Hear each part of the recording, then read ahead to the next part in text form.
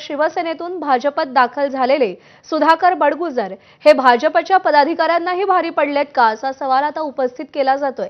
एकीकडे एका तिकिटासाठी निष्ठावंत रक्ताचं पाणी करत होते, पदाधिकाऱ्यांकडे विनवणी करत होते आणि दुसरीकडे नुकत्याच भाजपमध्ये दाखल झालेल्या बडगुजर यांच्याकडे 4 एबी फॉर्म आले कुठून असा सवाल उपस्थित केला जातोय। तिकीट वाटपाच्या वेळी अभूतपूर्व गोंधळ उडाला होता। त्याचवेळी काही एबी फॉर्म गहाळ झाले आणि त्यातले काही फॉर्म बडगुजर यांच्याकडे गेले असावेत असा दावा भाजपचे शहराध्यक्ष सुनील केदार यांनी केला होता। तर पक्षाकडूनच आपल्याला एबी फॉर्म देण्यात आले असा प्रतिदावा सुधाकर बडगुजर यांनी केलाय। त्यामुळे कोण खरं बोलताय, कोण खोटं बोलताय हा प्रश्न उपस्थित होतोय। भाजपच्या एबी फॉर्मची चोरी झाली की त्याला पाय फुटले असा सवालही आता कार्यकर्ते करतायत। बडगुजर यांच्याकडे 4 एबी फॉर्म असून त्यांचा मुलगा प्रभाग 25 आणि 29 मधून रिंगणात आहेत, तर सुधाकर बडगुजर आणि त्यांच्या पत्नी याही प्रभाग क्रमांक 25 मधून निवडणूक लढवत आहेत। एका उमेदवाराला 2-2 एबी फॉर्म दिलेले नाहीये।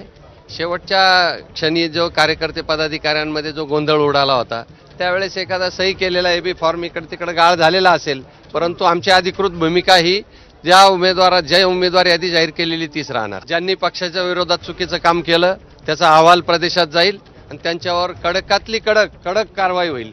माझ्याकडे शहराध्यक्षांनी जे एबी फॉर्म दिले तेच मी भरलेले आहे।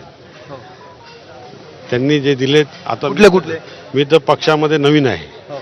मला पक्षाने जे शिस्त सांगितलं त्या पद्धतीने मी जिग्नेश भाऊंनी जे सांगितलं त्या पद्धतीने एबी फॉर्म लिहायचं काम चाललेलं होतं। काही एबी फॉर्म दिल्यानंतर जे एबी फॉर्म आलेत ते पक्षाने दिलेले आहेत, अधिकृत दिलेले आहेत, त्यानुसार मी भरलेलं आहे। नाशिकमध्ये भाजपत नाराजी नाट्य सुरूच आहे। भाजप शहराध्यक्ष सुनील केदार यांना कार्यकर्त्यांनी घेराव घातलाय। इच्छुक उमेदवारांचा संताप अजूनही अनावर आहे। निष्ठावंतांना डावलून इतरांना तिकीट दिल्याचा कार्यकर्त्यांनी आरोप केलाय।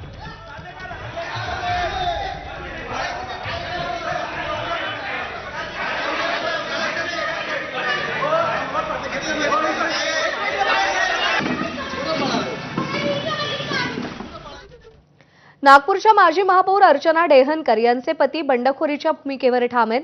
डेहनकरांच्या